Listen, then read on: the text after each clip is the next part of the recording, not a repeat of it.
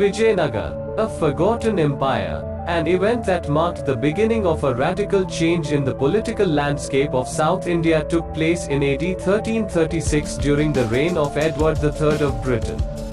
Since then, a new chapter has been written in the pages of history. The trumpet of a new age was blowing, throwing the old into the dustbin of history.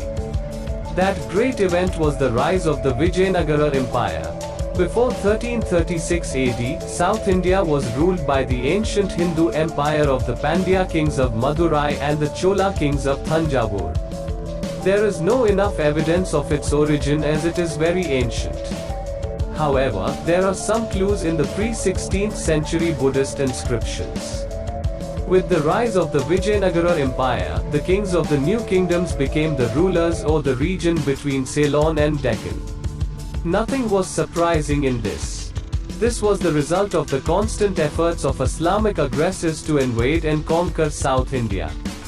When the brutal and cruel invaders reached the banks of the Krishna River, the Hindus of South India rallied against the terror. They gave hope that they would become the guardians of Dharma.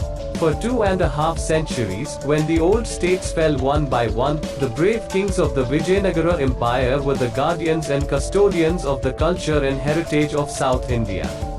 Nevertheless, an empire that had been hailed as the city of victory, and its valiant rulers had disappeared from the pages of Indian history and even from the minds of Indians. The relics of this great empire became the ruins of temples, royal palaces, and defensive walls scattered on the outskirts of the village of Hampi.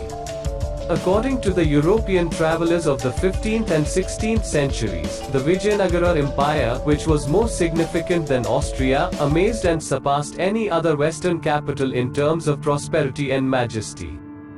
Goa, which had been under Portuguese occupation on the west coast for many seaborne trades, fell into disrepair with the decline of the Vijayanagara Empire in 1565.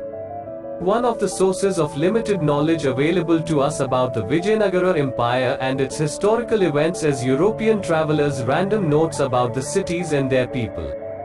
In addition, historians Barros, Coutu, and Correa have written brief accounts of immigrant Europeans, although interested in the general state of the empire, to the knowledge of European readers.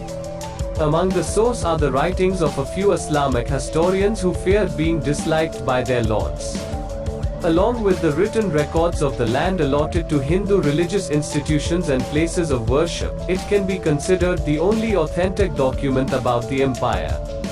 However, with some random numbers, names, and dates, the Hindu scriptures seldom contain detailed historical references to the city.